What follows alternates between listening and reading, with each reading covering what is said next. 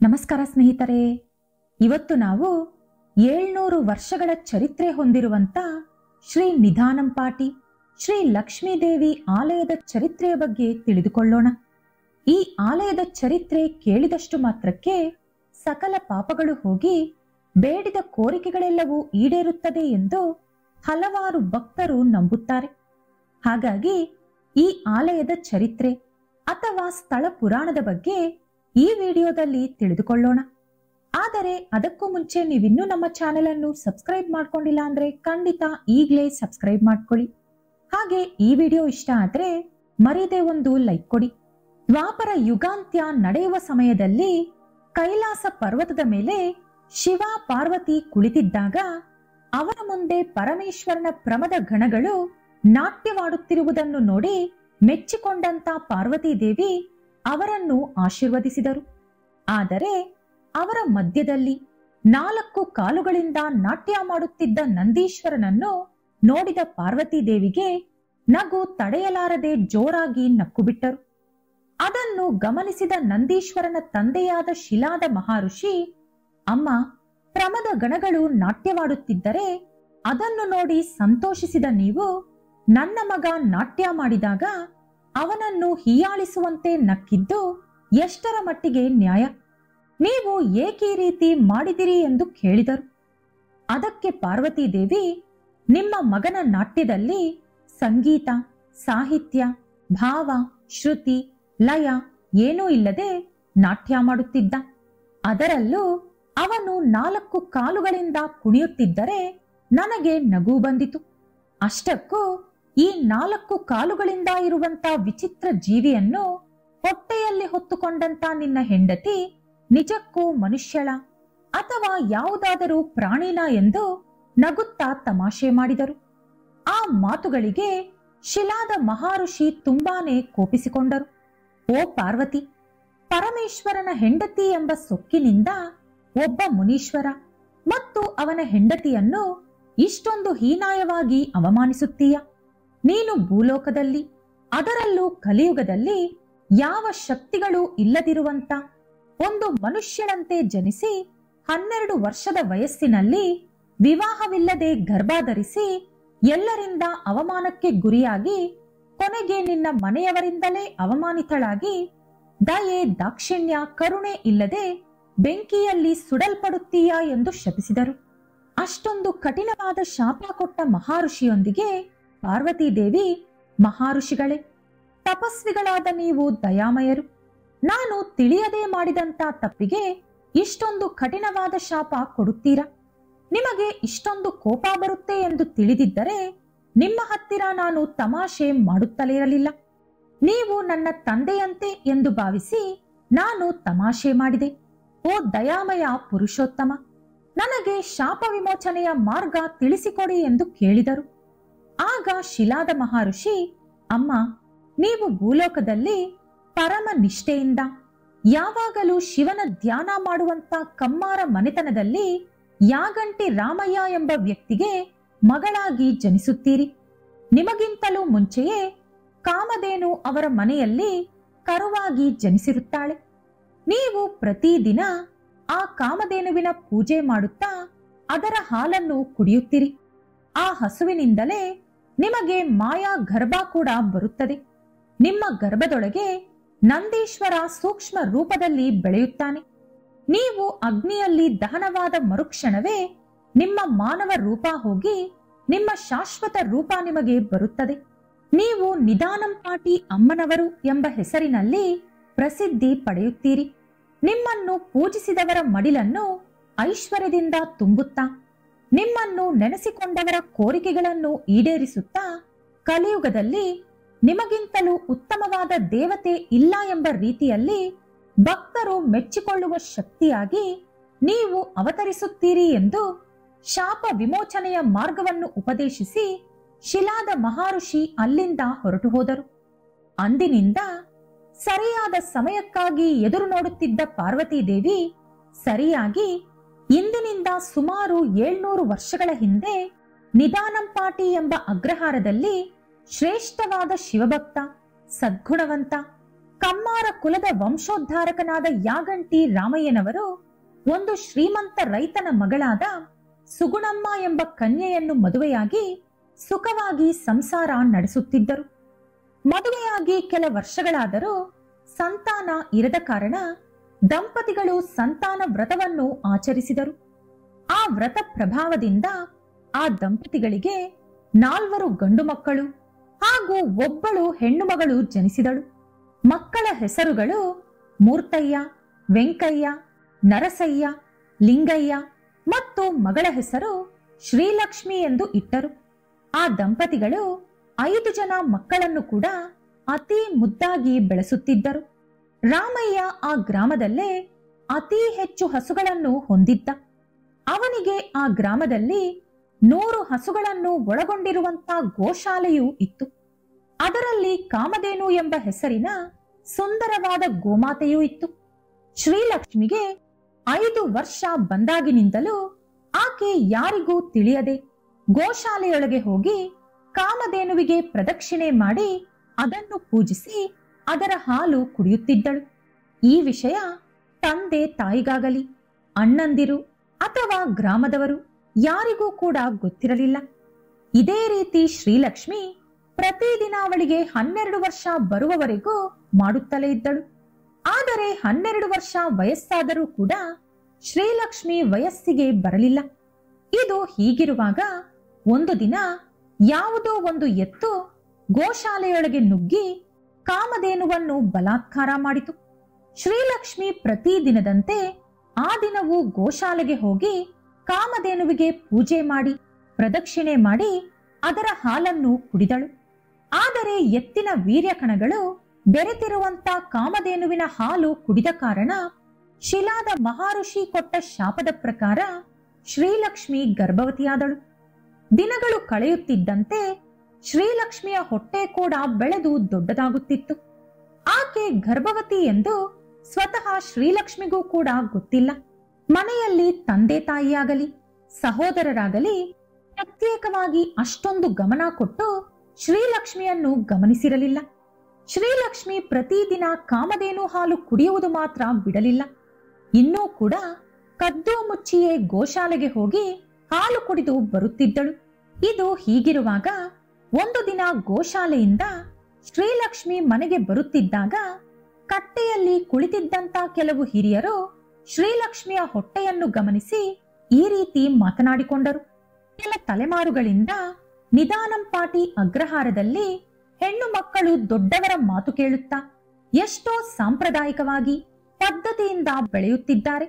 ಆದರೆ ಇವತ್ತು ನೋಡಿ, ಈ ಹುಡುಗಿ ವಯಸ್ಸಿಗೆ ಬಂದಿರುವಂತ ವಿಷಯ ಯಾರಿಗೂ ಹೇಳದೆ ಮದುವೆ ಮುಂಜಿ ಇಲ್ಲದೆ ಕಾಮದಿಂದ ಯಾರ ಜೊತೆಗೋ ಸಂಸಾರ ಮಾಡಿ ಹೊಟ್ಟೆ ತಂದುಕೊಂಡಿದ್ದಾಳೆ. ಇವಳಿಂದ ನಮ್ಮ ಗ್ರಾಮಕ್ಕೆ ಕೆಟ್ಟ ಹೆಸರು. ಇವಳು ಈ ರೀತಿ ಇದ್ದರೆ ನಮ್ಮ ಮಕ್ಕಳಿಗೂ ಕೂಡ ಮದುವೆ ಆಗುವುದಿಲ್ಲ ಎಂದು ಮಾತನಾಡಿಕೊಂಡು ಎಲ್ಲರೂ ಗುಂಪು ಕಟ್ಟಿಕೊಂಡು ರಾಮಯ್ಯನ ಮನೆಗೆ ಬಂದು, ನೀನು ಯಾವ ರೀತಿ ಮಗಳನ್ನು ಬೆಳೆಸುತ್ತಿದ್ದೀಯ? ಮದುವೆ ಮುಂಜಿ ಇಲ್ಲದೆ ಅವಳು ಗರ್ಭವತಿಯಾಗಿ ಬೀದಿ ಬೀದಿಯಲ್ಲಿ ಸುತ್ತಾಡುತ್ತಿದ್ದಾಳೆ. ನಿನ್ನಿಂದ ನಿನ್ನ ಮಗಳಿಂದ ನಮ್ಮ ಊರಿಗೆ ಕೆಟ್ಟ ಹೆಸರು ಬಂದಿದೆ. ಮೊದಲು ನಿನ್ನ ಮಗಳನ್ನು ಊರಿಂದ ಆಚೆ ತಳ್ಳು, ಇಲ್ಲದಿದ್ದರೆ ನಾವೆಲ್ಲರೂ ಸೇರಿಕೊಂಡು ನಿಮ್ಮ ಕುಟುಂಬವನ್ನು ಬಹಿಷ್ಕಾರ ಮಾಡಬೇಕಾಗುತ್ತದೆ ಎಂದು ಹೇಳಿದರು. ಕೂಡಲೇ ರಾಮಯ್ಯ ಮಗಳ ಹತ್ತಿರ ಹೋಗಿ ಅವಳ ಹೊಟ್ಟೆಯನ್ನು ನೋಡಿ ನನ್ನ ಕುಟುಂಬದ ಮರ್ಯಾದೆ ಹಾಳು ಮಾಡಿದೆ ಎಂದು ಬಾಯಿಗೆ ಬಂದಂತೆ ಬೈದ. ಮೊಟ್ಟ ಮೊದಲನೇ ಸಲ ತಂದೆಯ ಕೋಪ ನೋಡಿ ತುಂಬಾ ಹೆದರಿದ ಶ್ರೀಲಕ್ಷ್ಮಿ, ಅಪ್ಪ, ನನಗೆ ಯಾವ ಪಾಪವೂ ಗೊತ್ತಿಲ್ಲ, ನಾನು ಯಾವ ತಪ್ಪು ಕೂಡ ಮಾಡಿಲ್ಲ, ನನಗೆ ಯಾವ ಪುರುಷರ ಪರಿಚಯ ಕೂಡ ಇಲ್ಲ. ಆ ಪರಮೇಶ್ವರನ ಸಾಕ್ಷಿಯಾಗಿ ನಾನಿನ್ನೂ ದೊಡ್ಡವಳು ಕೂಡ ಆಗಲಿಲ್ಲ ಎಂದು ಹೇಳಿದಳು. ಒಂದು ಸಲ ಮಗಳ ಮಾತನ್ನು ನಂಬಿದ ರಾಮಯ್ಯ ವೈದ್ಯರಿಗೆ ಮಗಳನ್ನು ತೋರಿಸಿದ. ಅವರು ಕೂಡ ಅದು ಗರ್ಭವೇ ಎಂದು ಖಚಿತಪಡಿಸಿದರು. ದೊಡ್ಡವಳೇ ಆಗದಿರುವ ಮಗಳಿಗೆ ಗರ್ಭ ಯಾವ ರೀತಿ ಬಂತು ಎಂದು ತಂದೆ ತಾಯಿ ಅಣ್ಣಂದಿರು ಎಲ್ಲರೂ ಕೂಡ ತುಂಬಾನೇ ದುಃಖಿಸಿದರು. ಇದು ಹೀಗಿರುವಾಗ ಇನ್ನು ರಾಮಯ್ಯನ ಮಗಳಾದ ಶ್ರೀಲಕ್ಷ್ಮಿ ಮದುವೆಯಾಗದೆ ಗರ್ಭವತಿಯಾಗಿದ್ದಾಳೆ ಎಂಬ ಸುದ್ದಿ ಕೇವಲ ಆ ಊರು ಮಾತ್ರವಲ್ಲದೆ ಸುತ್ತಮುತ್ತಲಿನ ಊರುಗಳಿಗೂ ಕೂಡ ತಲುಪಿತು. ಇನ್ನು ಆ ಗ್ರಾಮದ ಹೆಂಗಸರಿಗೆ ಮಾತನಾಡಲು ಇರುವುದು ಅದೊಂದೇ ಸುದ್ದಿ ಎಂಬಂತೆ ಎಲ್ಲೆಂದರಲ್ಲಿ ಗುಂಪು ಕಟ್ಟಿಕೊಂಡು ಕತೆಗೆ ಸ್ವಲ್ಪ ಉಪ್ಪು ಖಾರ ಹಾಕುತ್ತಾ ಅವರಿಗೆ ತೋಚಿದಂತೆ ಕತೆ ಬದಲಾಯಿಸುತ್ತಾ ಪೈಶಾಚಿಕ ಆನಂದ ಪಡುತ್ತಿದ್ದರು. ಇನ್ನು ಎಲ್ಲರೂ ಶ್ರೀಲಕ್ಷ್ಮಿ ಮುಖ ನೋಡಿದರೆ ಅವರಿಗೆ ಅನಿಷ್ಟವೆಂದು, ಅವರ ಗಂಡಂದಿರನ್ನು ಕೂಡ ಶ್ರೀಲಕ್ಷ್ಮಿ ಬಲೆಗೆ ಹಾಕಿಕೊಳ್ಳುತ್ತಾಳೆಂದು ರಾಮಯ್ಯನ ಮನೆ ಮುಂದೆ ನಿಂತುಕೊಂಡು ಅವರಿಗೆ ಬಿಡುವಾದಾಗಲೆಲ್ಲ ಥೂ ಎಂದು ಉಗಿದು ಹೋಗುತ್ತಿದ್ದರು. ಮಾಡದ ತಪ್ಪಿಗೆ ಅವಳು ಹಾಗೂ ಅವಳ ಕುಟುಂಬ ಇಷ್ಟೊಂದು ಚುಚ್ಚು ಮಾತುಗಳು ಶಿಕ್ಷೆ ಅನುಭವಿಸುತ್ತಾ ಇದ್ದರೆ ಶ್ರೀಲಕ್ಷ್ಮಿ ಒಳಗೊಳಗೆ ತುಂಬಾನೇ ಕುಗ್ಗಿ ಹೋಗುತ್ತಿದ್ದಳು. ಇನ್ನು ಅವಳ ಅಣ್ಣಂದಿರು ಶ್ರೀಲಕ್ಷ್ಮಿಯನ್ನು ಮನೆಯಿಂದ ಓಡಿಸುವಂತೆ ತಂದೆ ತಾಯಿಯನ್ನು ಒತ್ತಾಯಿಸಿದರು. ಆದರೆ ಅವರು ಏನೂ ಮಾತನಾಡದೆ ಮೌನವಾಗಿ ಇದ್ದುದನ್ನು ನೋಡಿ ಅವಳ ತಪ್ಪಿನಲ್ಲಿ ಇವರದ್ದೂ ಕೂಡ ಪಾತ್ರವಿದೆ. ಇವರು ಮನೆಯಲ್ಲಿ ಇರದ ಸಮಯದಲ್ಲಿ ನಾವೇ ಅವಳನ್ನು ಏನಾದರೂ ಮಾಡಿಬಿಡೋಣ ಎಂದು ತೀರ್ಮಾನಿಸಿಕೊಂಡರು. ಒಂದು ದಿನ ತಂದೆ ತಾಯಿ ಯಾವುದೋ ಕೆಲಸದ ಮೇಲೆ ಪಕ್ಕದ ಊರಿಗೆ ಹೋಗಬೇಕಾಯಿತು. ಹಾಗಾಗಿ ಮಕ್ಕಳನ್ನು ಕರೆದು, ಮಕ್ಕಳೇ, ನಾವು ಪಕ್ಕದ ಊರಿಗೆ ಹೋಗಿ ಬರುತ್ತೇವೆ. ಅದುವರೆಗೂ ನಿಮ್ಮ ತಂಗಿಯನ್ನು ಹುಷಾರಾಗಿ ನೋಡಿಕೊಳ್ಳಿ. ಅವಳು ಮೊದಲೇ ಗರ್ಭವತಿ. ಅವಳ ಪಕ್ಕದಲ್ಲೇ ಇದ್ದು ಅವಳಿಗೆ ಬೇಕಾದ್ದನ್ನು ತಂದುಕೊಡಿ ಎಂದು ಹೇಳಿ ಹೋದರು. ಶ್ರೀಲಕ್ಷ್ಮಿ ಅಣ್ಣಂದಿರ ಮನಸ್ಸಿನಲ್ಲಿ ಬೇರೆಯದೇ ಆಲೋಚನೆ ಇತ್ತು. ಅವರು ತಂಗಿಯನ್ನು ಕರೆದು, ಅಮ್ಮ ಶ್ರೀಲಕ್ಷ್ಮಿ, ಇವತ್ತು ಹೊಲದಲ್ಲಿ ತುಂಬಾ ಕೆಲಸ ಇದೆ. ಮಧ್ಯಾಹ್ನ ಹೊಲಕ್ಕೆ ಊಟ ತಂದುಕೊಡು ಎಂದು ಹೇಳಿ ಹೋದರು. ಶ್ರೀಲಕ್ಷ್ಮಿ ರುಚಿ ರುಚಿಯಾಗಿ ಅಡುಗೆ ತಯಾರಿಸಿ ಮೊದಲು ಗೋಶಾಲೆಗೆ ಹೋಗಿ ಸ್ವಲ್ಪ ಊಟವನ್ನು ಕಾಮಧೇನುವಿಗೆ ಕೊಟ್ಟು ಅದನ್ನು ಪೂಜಿಸಿ ಸ್ವಲ್ಪ ಹಾಲು ಕುಡಿದು ಅಣ್ಣಂದಿರಿಗೆ ಊಟ ಕೊಡಲು ಹೊಲದ ಕಡೆ ಹೊರಟಿರುವಾಗ ಕಾಮಧೇನು ಶ್ರೀಲಕ್ಷ್ಮಿಯೊಂದಿಗೆ ಈ ರೀತಿ ಮಾತನಾಡಿತು. ಶ್ರೀಲಕ್ಷ್ಮಿ, ನೀನು ಹೊಲಕ್ಕೆ ಹೋಗಬೇಡ. ನಿನ್ನ ಅಣ್ಣಂದಿರು ನಿನ್ನನ್ನು ಬೆಂಕಿಯಲ್ಲಿ ತಳ್ಳಲು ಸಂಚು ರೂಪಿಸಿದ್ದಾರೆ. ದಯವಿಟ್ಟು ಹೋಗಬೇಡ ಎಂದು ಬೇಡಿಕೊಂಡಿತು. ಆದರೆ ಶ್ರೀಲಕ್ಷ್ಮಿ, ಅಮ್ಮ ಕಾಮಧೇನು, ನಾನೀಗ ಹೋಗಲಿಲ್ಲ ಅಂದರೆ ಅವರ ಮಾತನ್ನು ವ್ಯತಿರೇಕಿಸಿದಂತೆ ಆಗುತ್ತದೆ, ಅವರನ್ನು ಅವಮಾನಿಸಿದಂತೆ ಆಗುತ್ತದೆ. ಬರುತ್ತೇನೆ ಎಂದು ನಾನು ಕೊಟ್ಟ ಮಾತು ತಪ್ಪಿದಂತಾಗುತ್ತದೆ. ನನ್ನ ಅಣ್ಣಂದಿರು ನನ್ನ ಸಾವು ಬಯಸುತ್ತಿದ್ದರೆ ಹಾಗೆ ಆಗಲಿ. ಆದರೆ ನಾನು ಮಾತ್ರ ಅವರ ಮಾತನ್ನು ಎಂದೂ ಕೂಡ ತಳ್ಳುವುದಿಲ್ಲ ಎಂದು ಹೇಳಿ ಹೋದಳು. ದಾರಿಯಲ್ಲಿ ನಾಗೇಂದ್ರ ಪ್ರತ್ಯಕ್ಷವಾಗಿ, ಅಮ್ಮ ಶ್ರೀಲಕ್ಷ್ಮಿ, ಹೊಲಕ್ಕೆ ಹೋಗಬೇಡ ಎಂದು ಹೇಳಿದ. ಆದರೆ ಶ್ರೀಲಕ್ಷ್ಮಿ ಕಾಮಧೇನುವಿಗೆ ಹೇಳಿದಂತ ಮಾತುಗಳನ್ನೇ ನಾಗೇಂದ್ರನಿಗೂ ಹೇಳಿ ಹೊಲಕ್ಕೆ ಹೋದಳು. 4 ಜನ ಅಣ್ಣಂದಿರಲ್ಲಿ ಕೊನೆಯವನಾದ ಲಿಂಗಯ್ಯ ಉಳಿದ ಅಣ್ಣಂದಿರ ಜೊತೆ, ಅಣ್ಣ, ಎಷ್ಟೇ ಆದರೂ ಅವಳು ನಮ್ಮ ತಂಗಿ. ಅವಳು ತಪ್ಪು ಮಾಡಿದ್ದಾಳೆ ಅಂದರೆ ನನ್ನಿಂದ ನಂಬಲಾಗುತ್ತಿಲ್ಲ. ಒಂದು ಸಲ ಯೋಚನೆ ಮಾಡಿ ನೋಡಿ. ನಮ್ಮ ತಂಗಿ ಇದುವರೆಗೂ ದೊಡ್ಡವಳಾಗಲಿಲ್ಲ. ಹಾಗಿರುವಾಗ ಅವಳಿಗೆ ಗರ್ಭ ಬಂದಿದೆ ಅಂದರೆ ಅದು ದೈವಲೀಲೆಯೇ ಇರಬೇಕು. ನಾವು ತಪ್ಪು ಮಾಡುತ್ತಿದ್ದೇವೆ ಅನಿಸುತ್ತಿದೆ ಎಂದು ಹೇಳಿದ. ಆಗ ಉಳಿದ 3 ಜನ ಅಣ್ಣಂದಿರು, ಲಿಂಗಯ್ಯ, ನಿನ್ನ ಮಾತು ನಮಗೂ ಕೂಡ ಸರಿ ಅನಿಸುತ್ತಿದೆ. ನಾವು ಹಚ್ಚಿರುವಂತ ಈ ಬೆಂಕಿಯನ್ನು ಶ್ರೀಲಕ್ಷ್ಮಿ ಇಲ್ಲಿಗೆ ಬರುವುದರೊಳಗೆ ಆರಿಸಿಬಿಡೋಣ. ಬೇಗನೆ ಹೋಗಿ ಬಾವಿಯಿಂದ ನೀರು ತೆಗೆದುಕೊಂಡು ಬಾ ಎಂದು ಹೇಳಿ ಕಳಿಸಿದರು.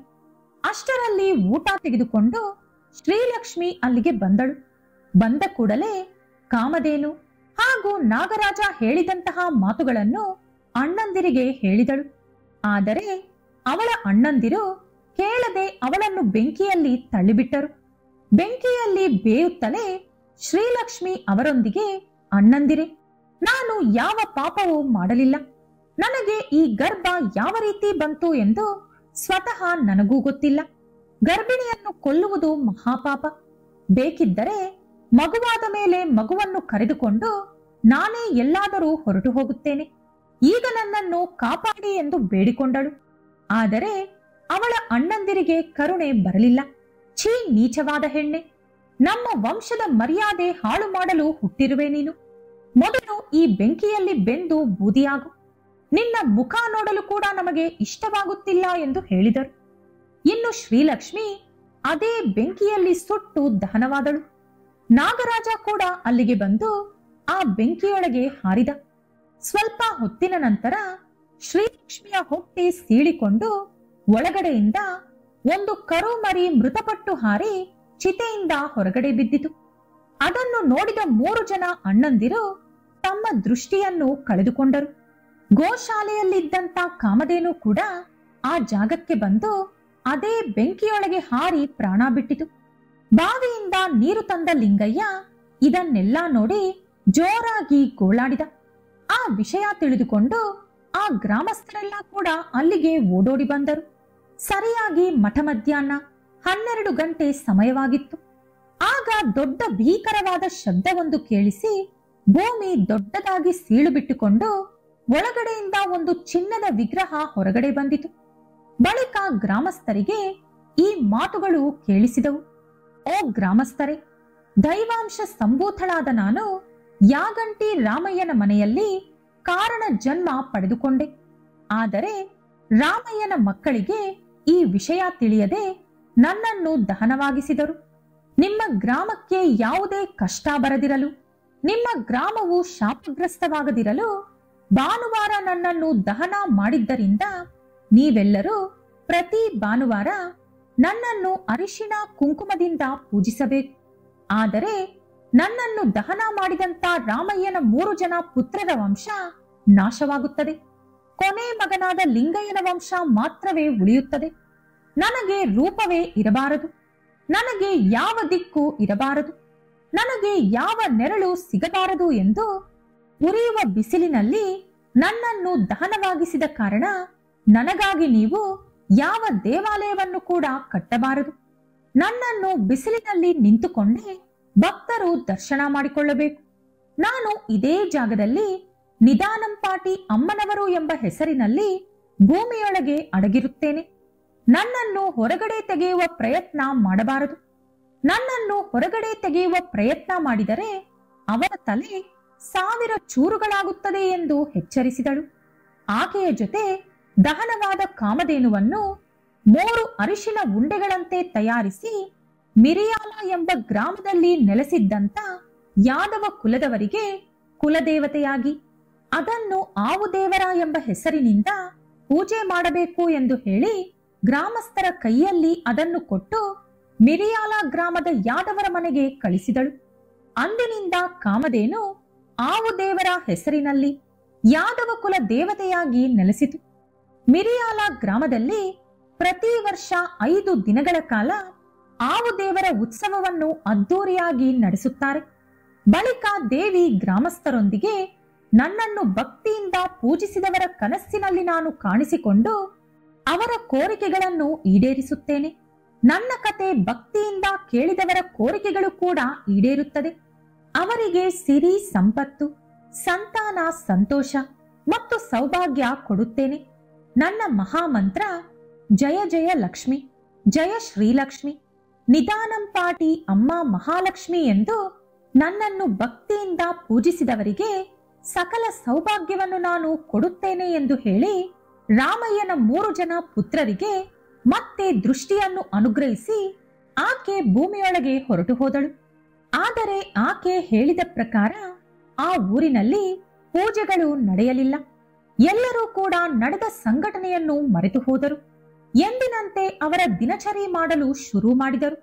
ಹೀಗಿರುವಾಗ ಕೆಲ ದಿನಗಳ ಬಳಿಕ ನಿಧಾನಂಪಾಟಿ ಅಗ್ರಹಾರದಲ್ಲಿ ಇದ್ದಕ್ಕಿದ್ದಂತೆ ಎಲ್ಲಿಂದಲೋ ಗುಂಪು ಗುಂಪಾಗಿ ಹಾವುಗಳು ಬಂದು ಎಲ್ಲಾ ಮನೆಗಳಲ್ಲೂ ನುಗ್ಗಿತು. ಇದರಿಂದ ಗ್ರಾಮಸ್ಥರು ಹೆದರಿ ಆ ಅಗ್ರಹಾರ ಬಿಟ್ಟು ಹೊರಟು ಹೋದರು. ಬಳಿಕ ಆ ಗ್ರಾಮದಲ್ಲಿ ಮಾತ್ರ ಭೂಕಂಪಗಳು ನಡೆಯಿತು. ಆ ಗ್ರಾಮ ಮಣ್ಣಿನೊಳಗೆ ಮಣ್ಣಾಗಿ ಹೋಯಿತು. ಕೆಲ ದಿನಗಳ ಬಳಿಕ ಒಬ್ಬ ಸಾಧು ಎಲ್ಲಿಂದಲೋ ಆ ಜಾಗಕ್ಕೆ ಬಂದು ಅಮ್ಮನವರ ಪ್ರತಿರೂಪವಾಗಿ ಒಂದು ಕಲ್ಲನ್ನು ವ್ಯವಸ್ಥೆ ಮಾಡಿ ಅದನ್ನೇ ಅಮ್ಮನವರು ಎಂದು ಪೂಜಿಸುತ್ತಾ ಕೆಲ ದಿನಗಳಿಗೆ ಮೃತಪಟ್ಟು ದೇವಿಯೊಳಗೆ ಲೀನವಾದರು. ಈಗಿರುವಂತ ಪೀಠವು ಆಕೆಯ ಪ್ರತಿರೂಪವಾಗಿ ಆ ಸಾಧುವಾದ ನಂಬಿ ಏರ್ಪಾಟು ಮಾಡಿರುವಂತದ್ದು. ಆ ರೀತಿ ಅಂದಿನಿಂದ ಶ್ರೀ ನಿಧಾನಂಪಾಟಿ ಲಕ್ಷ್ಮೀ ಅಮ್ಮನವರು ಆ ಪ್ರದೇಶದಲ್ಲಿ ಪೂಜೆಗಳನ್ನು ಸ್ವೀಕರಿಸುತ್ತಾ ಎಲ್ಲಾ ಭಕ್ತರ ಕೋರಿಕೆಗಳನ್ನು ಈಡೇರಿಸುತ್ತಿದ್ದಾರೆ. ಅಲ್ಲಿ ಪ್ರತಿ ವರ್ಷ ಪಾಲ್ಗುಣ ಹುಣ್ಣಿಮೆಗೆ ಹತ್ತಿರ ಇರುವಂತ ಭಾನುವಾರದಂದು ತುಂಬಾನೇ ಆಡಂಬರವಾಗಿ ಅದ್ದೂರಿಯಾಗಿ ಉತ್ಸವಗಳನ್ನು ನಿರ್ವಹಿಸುತ್ತಾರೆ. ಎಲ್ಲಾ ಭಾನುವಾರಗಳಲ್ಲೂ ಕೂಡ ಭಕ್ತರು ಅಧಿಕವಾದ ಸಂಖ್ಯೆಯಲ್ಲಿ ಅಲ್ಲಿಗೆ ಬಂದು ತಮ್ಮ ಮುಡುಪುಗಳು ಹರಕೆಗಳನ್ನು ತೀರಿಸುತ್ತಾರೆ. ಅಲ್ಲಿ ಈಗಲೂ ಕೂಡ ಅಮ್ಮನವರಿಗೆ ಒಂದು ರೂಪ ಇಲ್ಲ. ದೇವಿಯ ಶಕ್ತಿ ಹಾಗೂ ಮಹಿಮೆ ತಿಳಿದುಕೊಂಡು ಅಲ್ಲಿಗೆ ಹೋಗುವಂತ ಭಕ್ತರ ಸಂಖ್ಯೆ ಕೂಡ ದಿನೇ ದಿನೇ ವಿಪರೀತವಾಗಿ ಬೆಳೆಯುತ್ತಿದೆ. ಈ ದೇವಾಲಯ ಆಂಧ್ರ ಪ್ರದೇಶದಲ್ಲಿದೆ. ನೀವು ಕೂಡ ಈ ದೇವಾಲಯಕ್ಕೆ ಹೋಗಬೇಕು ಅಂದುಕೊಂಡರೆ ಗೂಗಲ್ನಲ್ಲಿ ಇದರ ಲೊಕೇಶನ್ ಇರುತ್ತೆ. ಹೋಗಲು ಸಾಧ್ಯವಾಗದವರು ಭಕ್ತಿಯಿಂದ ಈ ಕಥೆಯನ್ನು ಕೇಳಿ ನಾನು ಮೇಲೆ ಹೇಳಿದಂತಹ ಮಂತ್ರವನ್ನು ಪ್ರತಿ ಭಾನುವಾರದಂದು ನಿಮ್ಮ ದೇವರ ಮನೆಯಲ್ಲಿ ಕುಳಿತುಕೊಂಡು 3 ಸಲ ಹೇಳಿದರೂ ಕೂಡ ಸರಿ ಹೋಗುತ್ತದೆ. ಈ ವಿಡಿಯೋ ಇಷ್ಟ ಆದ್ರೆ ಲೈಕ್ ಮಾಡಿ, ಶೇರ್ ಮಾಡಿ. ಇಂತಹ ಹೆಚ್ಚಿನ ಉತ್ತಮ ಮಾಹಿತಿಗಳಿಗಾಗಿ ತಪ್ಪದೇ ನಮ್ಮ ಚಾನೆಲ್ ಅನ್ನು ಸಬ್ಸ್ಕ್ರೈಬ್ ಮಾಡ್ಕೊಳ್ಳಿ. ನಾಳೆ ಮತ್ತೊಂದು ವಿಡಿಯೋದೊಂದಿಗೆ ಪುನಃ ಭೇಟಿಯಾಗೋಣ. ಧನ್ಯವಾದಗಳು.